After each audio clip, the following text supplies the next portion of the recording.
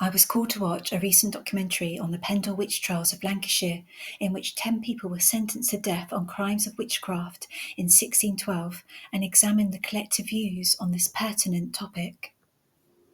During the 14th to 17th centuries, it's thought that around 60,000 people were executed for witchcraft, with the majority of cases being women, yet many men lost their lives, and in Iceland, for example, 20 of the 22 confirmed executions were men. This was a climate built in the Catholic Inquisition of Europe, in which people were tortured, given penance, or executed, with some burnt to death for crimes of heresy and blasphemy, which included some cases of witchcraft. This involved free thinkers and nonconformists, for example the Cathars who didn't adhere to the Catholic practices, and a famous case included Joan of Arc, who was burnt at the stake for heresy aged 19. In the year 2000, the Pope made a formal apology for the persecution and violence of the Inquisition. By the 15th century, the focus shifted onto witchcraft when the German Catholic clergyman Heinrich Kramer produced Malleus Maleficarum, or The Hammer of Witches, in 1486, a book on demonology which recommended the use of torture for confession and the execution of witches. Following the publication of the book, witches were considered as dangerous and widespread prosecution began. King James was highly influenced by the Hammer of Witches treatise and wrote his own book in 1597 called Daemonology, describing black magic and the methods of demons.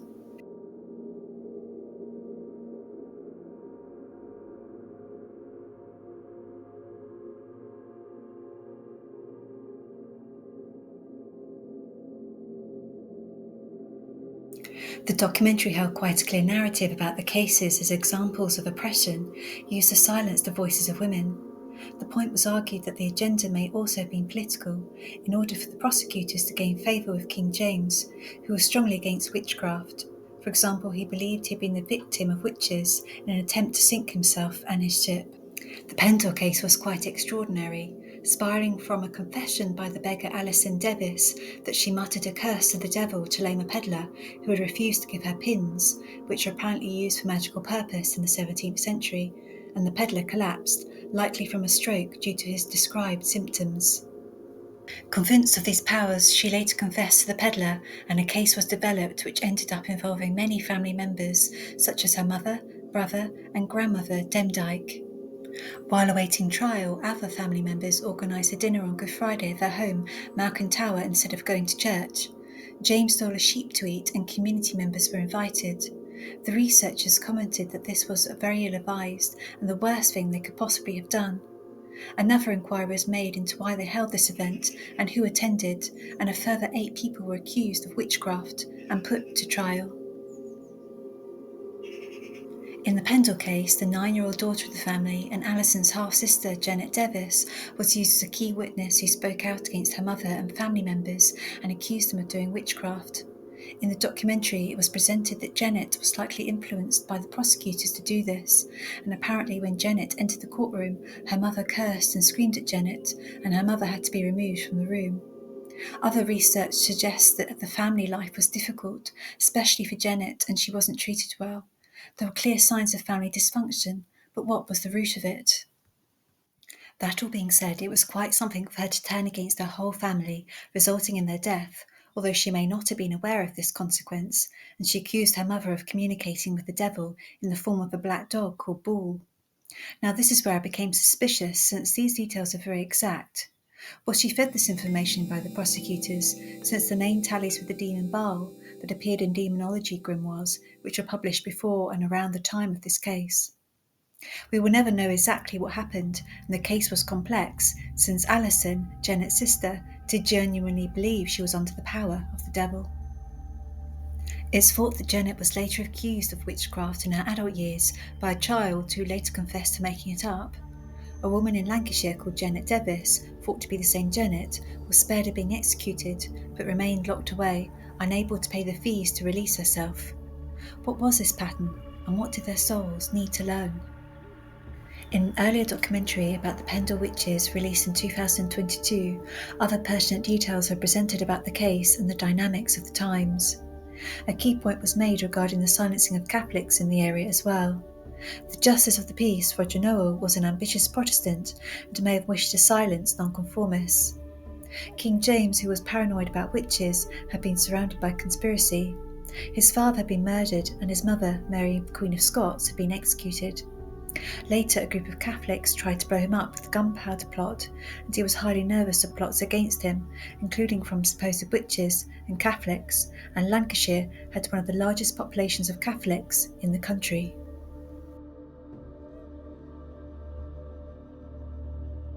The documentary also described that Demdike, the grandmother, was called a cunning woman. These were practitioners of folk medicine, helpful magic, or divination, and were known as folk healers or wise folk who could give advice, healing, or help protect people from the harms of black magic. The word cunning came from an Old English word meaning to know. A minority were accused of being witches, however, a distinction was usually made between the two, and while witches were seen as harmful, cunning folk were seen as helpful, and by and large they seem to have been left alone, with the focus of the courts being on the maleficium or evil-doing of witches.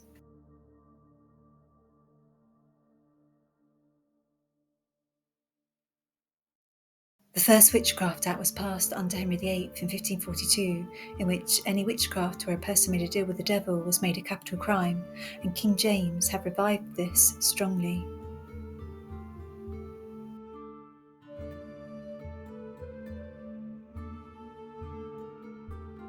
The documentary described the rivalry between the two families who may have been competing as healers in the community, which may have explained why Alison turned against Chattox, the matriarch of the second family. The teenager Alison claimed that her father had died shortly after withholding payment of oats to Chattox to protect them from harm. Chattox, a blind grandmother, was accused of killing Robert Nutter through witchcraft and pleaded not guilty. However, a confession she had already given to Noel was used, which is thought was taken under torture. Yet how reliable was any evidence taken under torture? Demdike, Alison's blind grandmother, also made a damning confession to Noel, admitting that she had sold her soul to the devil 20 years earlier.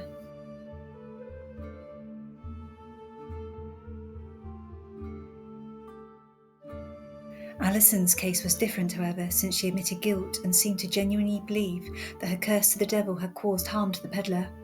It is heartbreaking to think that a teenager who had willingly confessed and felt guilty for any error was hung to death.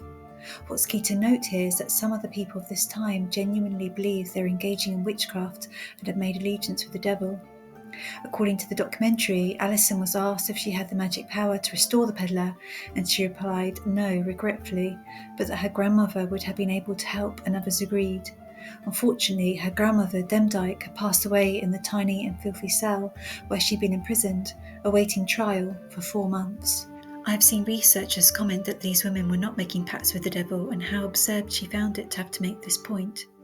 I'm not as sceptical as some of the researchers that black magic witchcraft with the devil didn't happen at all. I think it did in some circumstances, but the question is why? Why were those women so oppressed or silenced in society that they resorted to this? By 1616, there was a trial in which 9 women had been hung to death, and the boy witness had been discovered to have been a liar by King James, who had investigated the case afterwards. The times were now changing, with an emphasis on the need for physical, empirical evidence.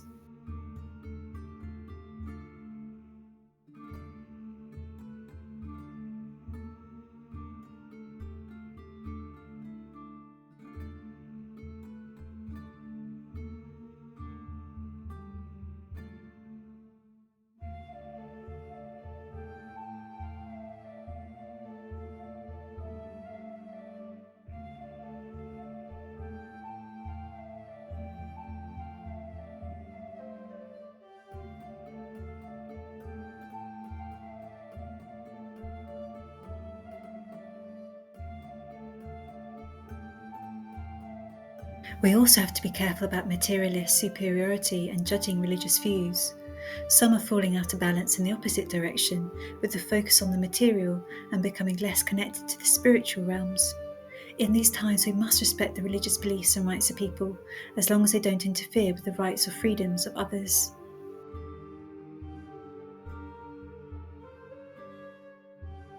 The documentary spoke condescendingly about exorcisms, yet exorcist Gabriel Amorth has conducted many exorcisms over his life and said that the high number of demons he has exorcised in these times was due to a lack of faith among people and the practice of dark arts, etc. He claimed that the Catholic abuse scandals were connected to demons and priests becoming tempted by the devil.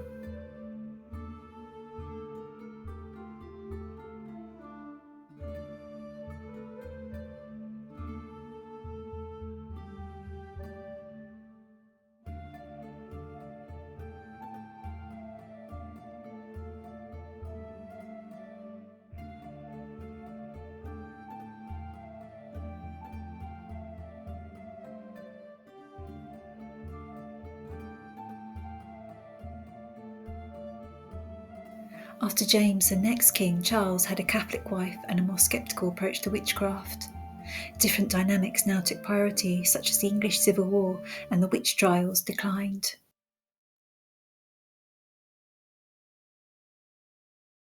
Yet Janet Davis's example of a child being allowed to give evidence in court was copied and used in the famous trial of Salem in America in 1692-93, which led to the execution of 19 people, including women and men, the death of one man under torture, and the death of 5 from disease in jail.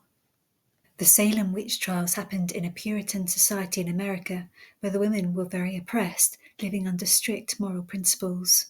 The absurdity of relying on spectral evidence in the Salem case was key. This involved the accusers claiming that the supposed witches had appeared to them in visions or dreams, and eventually spectral evidence was banned by the governor in the Salem trials due to the potential for injustice, and eventually the trials dried up due to a lack of evidence.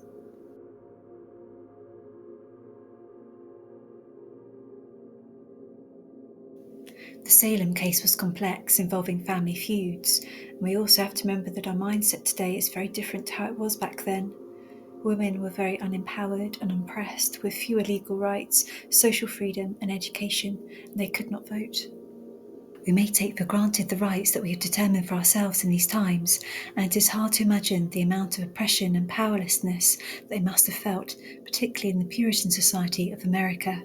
Some researchers felt that the hysteria and women turning against other women was one way of gaining attention and feeling some power. I'm not justifying what they did, but just trying to understand it more from the perspective of the times. It's likely that in many cases black magic witchcraft didn't occur at all and was a misogynistic tool to install fear, silence and oppress people in touch with the divine feminine. But we are healing it now, and may society continue to reform so that the feminine and masculine wisdoms are held in balance. When we disconnect from the earth, nature and the animals and label it all as witchcraft in a derogatory sense, what are the consequences?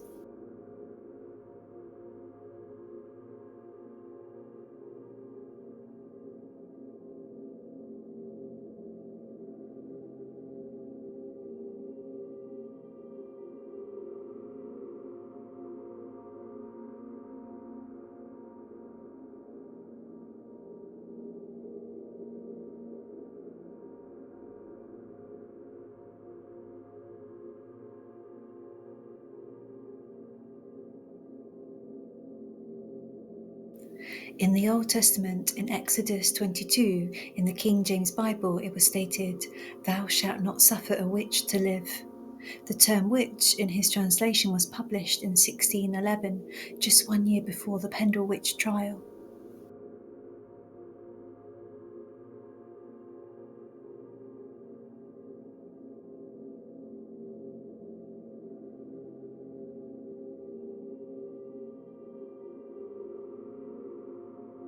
The word had also been used in previous English translations, yet it was the King James Version which spread rapidly across Europe and later in America due to the invention of printing.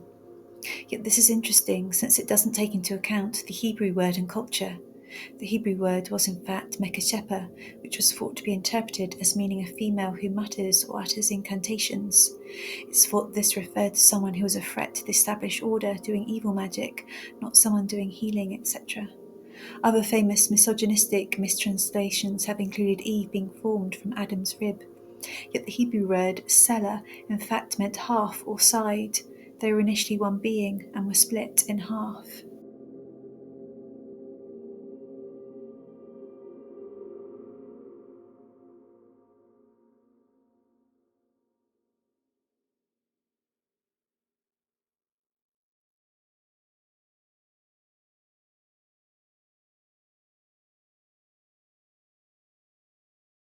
In Deuteronomy 18 in the Old Testament, witchcraft was also described as detestable, while also mentioning, because of these same detestable practices, the Lord your God will drive out those nations before you. This is when it's important to understand context and culture and perceptions about what the words actually meant in those historical eras.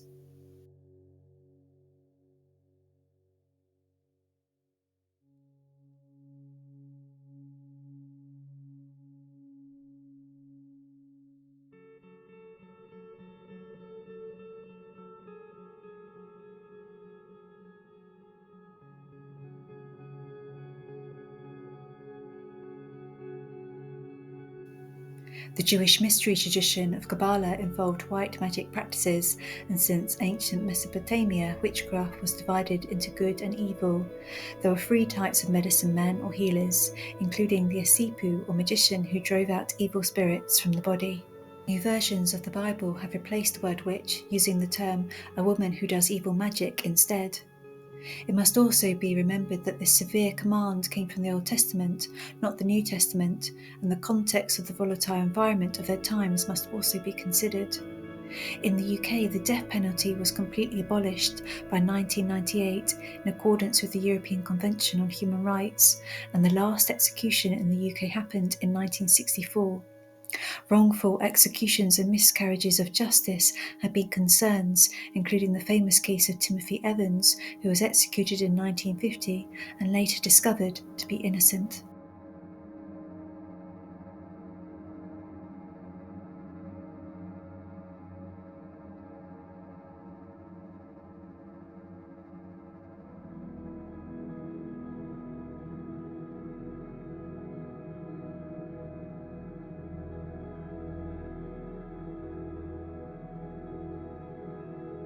The word magic comes from magus, or the plural magi. These were the priests of Zoroastrianism or Iranian religions who were wise men, magicians, or astrologers. In the Bible, the three magi were the three kings who visited baby Yeshua after receiving the signs in the stars, and they were seen as astrologers. This is biblical magic, however King James used the term wise men instead of magi. Many things have got lost in translation over the centuries. Yet the magus priests were male and women weren't allowed to be priests in Hebrew culture either. So what were empowering terms for females in the Bible in this male-dominant society? A good question.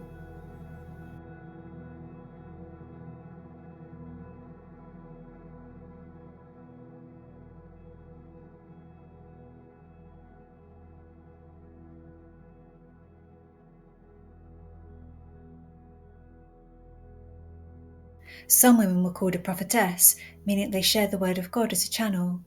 It was also Mary of Bethany who anointed Jesus with spikenard oil, and in the Bible it was described how anointing was done for healing or to give a blessing.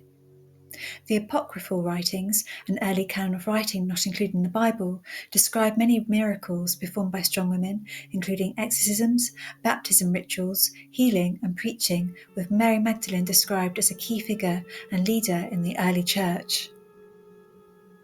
Despite this, women still cannot be ordained in some orders. Mary's own gospel had to be hidden and was only discovered in 1947 at Hamadi in Egypt. And it was Mary Magdalene whom Christ revealed himself to with his message at the resurrection in the tomb. The Gnostic text, the Pistis Sophia, described interactions between Mary Magdalene and Yeshua, in which she shared her concerns about Peter, whom she feared hated her gender. Yeshua once declared to her, "Well said, Mary, since thou art blessed before all women who are on the earth, for thou shalt be the pleroma of all pleromas, and the perfection of all perfections." A similar pattern with powerful Mary happened, and she was also given a derogatory term and labelled as a prostitute by the Catholic Church. This mistake was only rectified in 1969, nearly 1,400 years later.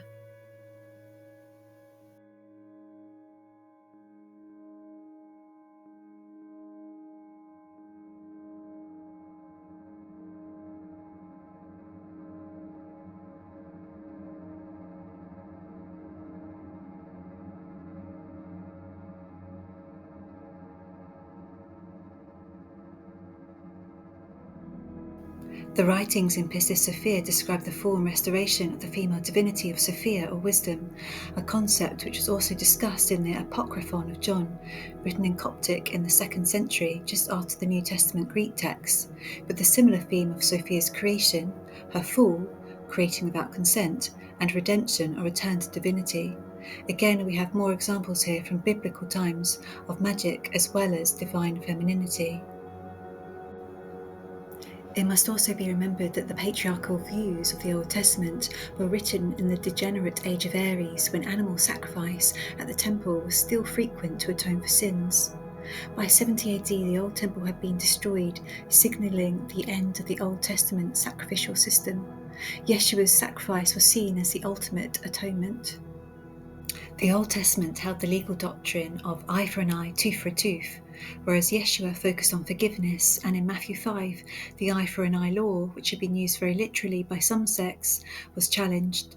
Yeshua was not afraid to help guide humanity to keep evolving and reforming by challenging the status quo and some of the hypocrites, Pharisees, and spiritual leaders of their times.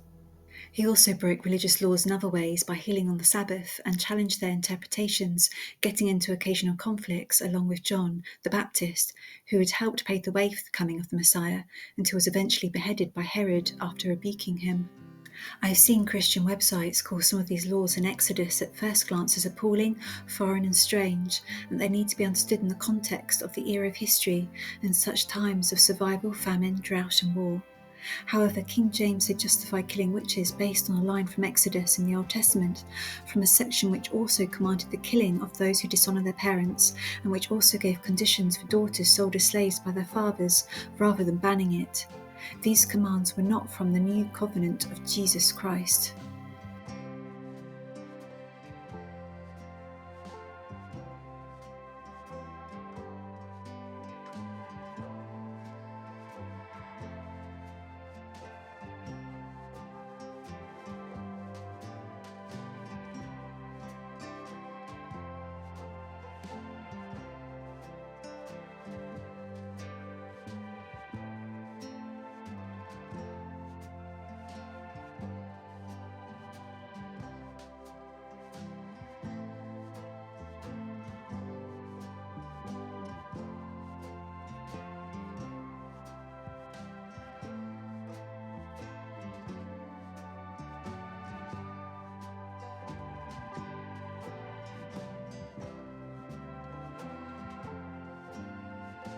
Nowadays, some women are declaring themselves as witches, as independent women who will not be silenced. Some have adopted the word as a symbol of female power or feminism to heal the misogyny of the past. The word witch, in fact, comes from the Old English word witche, meaning a female magician or sorceress, whereas a witcher was a wizard. From the late Old English period, this type of magic was generally seen as harmful, with the practitioner deriving their power from the devil or evil spirits, while practitioners of benevolent magic were known as cunning or wise. In the Norse culture of Iceland, for example, magic was also divided into white and black categories, yet also the known and the unknown. Wise women also appeared in the Old Testament, with the famous example being the wise woman of Abel, who managed to avert mass bloodshed with her passim, or skills in rhetoric.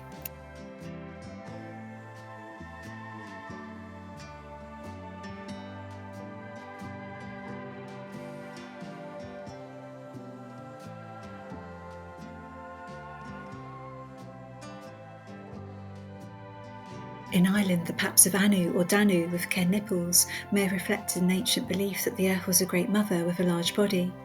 In Celtic myth, the early folk of Ireland, the Tuatha De Danann, were considered to be the children of the goddess Danu, although little is known about her. The passage tomb of Newgrange, aligned to the sunrise of winter solstice, may have symbolised her womb in the form of Boan, fertilised by Dagda, while their child, Angus, may have reflected the sun, according to Celtic myth. In Celtic culture, women were also druids and known as bandrui, while a banfilla was a female bard who would have displayed gifts with word and rhetoric. In Arthurian legends, priestesses were described as living at Avalon or Glastonbury and providing healing to the injured Arthur after battle. In Welsh myth, 9 priestesses guarded a cauldron at the island of Annwn, the otherworld. while Geoffrey of Monmouth's account of Avalon included 9 sisters who were healers, capable of magic, which included Morgan, later known as Morgan Le Fay. The theme of 9 maidens or sisters or 7 sisters appears quite widely in various cultures. The cauldron was in fact the earlier version of the sacred cup and receptive vessel, the archetypal grail, the womb, the divine feminine, the goddess. The elves of Tolkien lived in harmony of nature and honoured above all others the archangel or nature goddess Elbereth Gilfoniel, who created the stars as part of the song of the one creator, the god Eru Ilúvatar. Galadriel was accused of being a witch by the men of Rohan, who didn't understand the ways of the elves and failed to realise that the elves were protecting them from the dark arts of the enemy. It was only after meeting the elves that the men, including Éomer, realised their error and recognised their harmony and innocence. In Greek and Roman cultures, the priestess played a strong role in religious life and organised ceremonies. Some women were initiated in secret teachings, such as the Eleusinian mysteries of Demeter and Persephone in ancient Greece.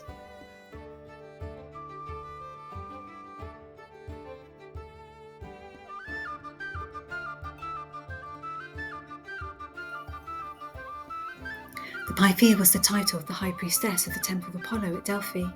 The name meant priestess of the Pythian Apollo, since the sun god Apollo, in mythology, has slain a snake near Delphi. It's thought that she was chosen on aptitude for the role rather than status, since some were from noble families, while others were peasants or illiterate. Whereas in Egypt, priestesses usually served the female deities of Hathor or Isis, and the chantress would sing or dance at the temples. Female Christian mystics throughout the centuries have also displayed magical gifts. Famous examples included Saint Bridget of Kildare, who embodied similar qualities of the earlier goddess Bridget, and was associated with healing and protection, and many miracles were associated with her, including the miracle of her magical expanding cloak. Another famous female mystic was Hildegard of Bingen, a German abbess and composer who was famous for her visions and divine revelations. At the age of 42, she was guided by God to start recording them, and she wrote on many subjects, including natural medicines, botany, and cures.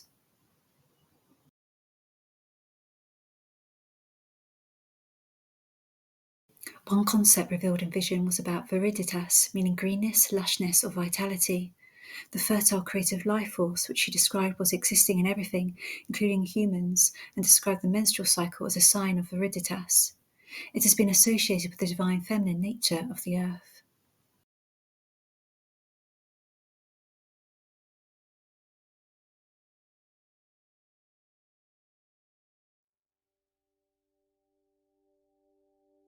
Yet I have seen Christian monks in modern times condemning yoga, as well as Christians online dismissing martial arts and yoga, for example, as witchcraft, which invites in demonic spirits.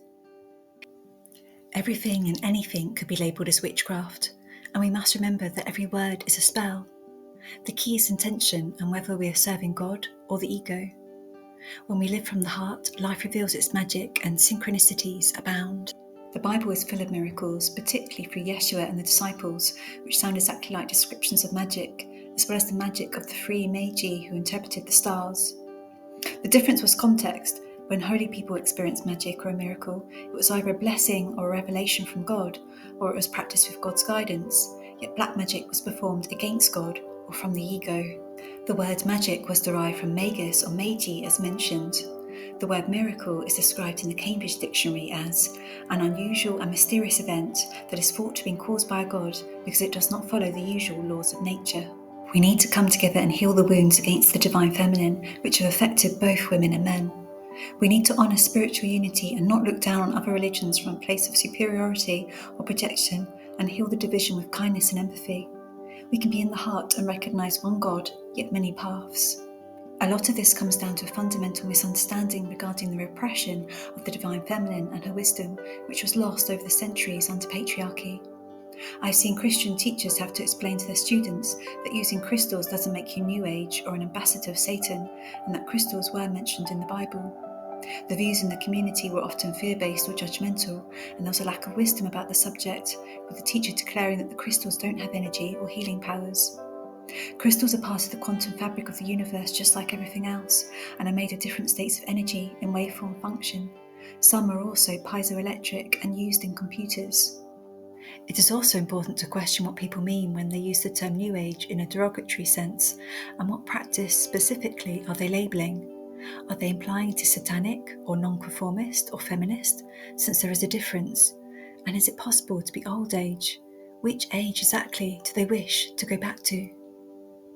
God is not limited, and God can heal through people, through nature, and through crystals. Crystals are not man-made, they are made by God, and we should be humble and respecting that we cannot understand God's ways and place limitations on God's power. Crystals should always be cleansed after purchasing them, of course, yet we must remember in the healing power of God, rather than living in any hysteria or fear. Some will also dismiss the usage of crystals as witchcraft and idolatry, claiming that by worshipping false idols they're putting them before God. Yet, as mentioned, this is assuming that a person does put crystals before God, instead of honouring the divinity within them and holding gratitude for the differing frequencies and aspects of the earth, rather than judging and separating ourselves from them. Responses included people noticing how pharmaceutical solutions often don't get so rapidly judged, and this comment is not meant as an attack on pharmaceutical products or healthcare when they are genuine. The issue is about conflict of interest and the huge amount of medicine being sold for profit, serving the ego and not God. This unaligned patriarchal and disempowering view towards nature and the divine feminine of certain Christian sects is what needs to come into balance, or we will continue to have a dumbed-down world, separated from nature and not even questioning it. Pagan or Druid pathways often have high knowledge about the solar and moon cycles and celebrate the solar events in the wheel of the year. Here the divine feminine knowledge of the cycles are honoured, bringing the individual into alignment with the rhythms of the cosmos and the stars. Much of this is not new, but based on ancient ancestral wisdom and knowledge. Many, if not all, of the major Christian celebrations are a Christianization of older pagan ceremonies based on astrological markers. These are the solar events of the ecliptic, known as the Wheel of the Year. Christmas takes place over the winter solstice, Easter is calculated based on the full moon after the spring equinox, and All Hallows Eve, Halloween, takes place at Samhain, for example. May Day or Beltane is part of the Wheel of the Year and was an old fertility rite particularly important for farmers to ensure a good harvest and to honour the earth. Some Catholics actually do celebrate May Day, with Mother Mary honoured as the Queen of May, with a practice known as May crowning. However, ignorance can keep us disconnected from being in harmony with nature, the earth, and the rhythms of the cosmos. Astrology is not mentioned in the New Testament and is only discussed in reference to the three Magi followed a star. And criticisms in the Old Testament about astrology are always in context to the corrupted practices of the times of other nations. For example, Isaiah of the Old Testament contained prophecies about the downfall of Babylon and described the sorcerers and astrologers there who did black magic spells. While in Leviticus it was stated to not practice divination or soothsaying, reading into the future, and this related to the context of dark arts practices of the Canaanites as mentioned before, which they sought to distance themselves from. Yet in practical Kabbalah, with God's guidance, knowledge could be sought about interpreting the past or the present, although seeking to learn about the future was not encouraged.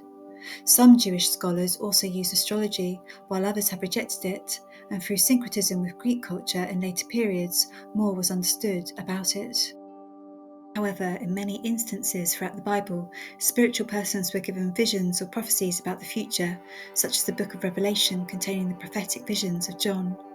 When Daniel was a prisoner in Babylon and the king asked him to interpret a dream, Daniel replied, "No wise men, enchanters, magicians, or astrologers can show to the king the mystery that the king has asked, but there is a God in heaven who reveals mysteries."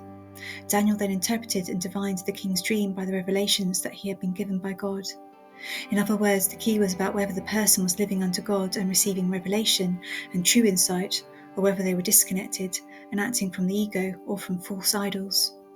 The issue also concerned whether people were making idols out of the heavenly bodies instead of seeing them as part of God.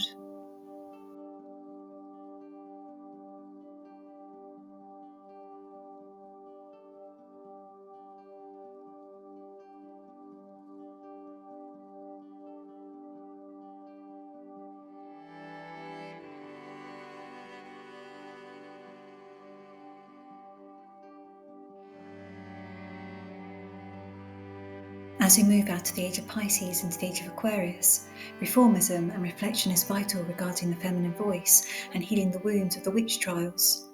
We need to bring balance between the divine feminine or yin principle in the cosmos and the divine masculine.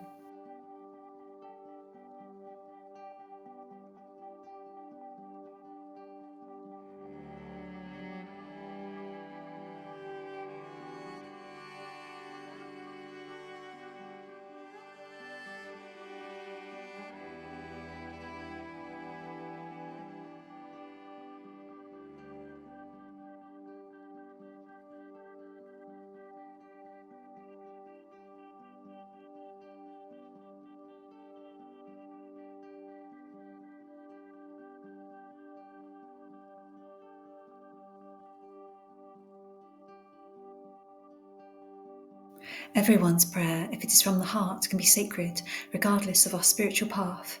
The process of the spiritual path involves the awareness that we do not live in a world of matter, but a world of energy, frequency, and vibration. This tallies with science and the quantum understanding of reality. We realise that our thoughts, words, and actions carry a vibration and have an impact on our reality. Our actions and words ripple. When we align to the universe and open up to the possibilities of our soul, we allow God's magic to flow through us, and we can see change and transformation and the power of miracles.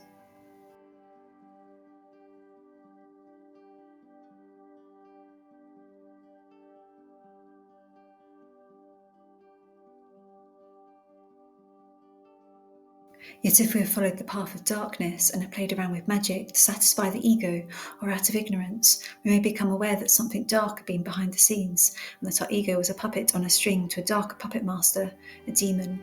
This uncomfortable realization could either result in a continuation of this pattern, remaining trapped under another master, or it could involve undergoing repentance, purging, and spiritual growth.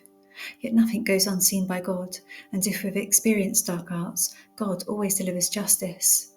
It may not necessarily be in a courtroom, but it is always made known.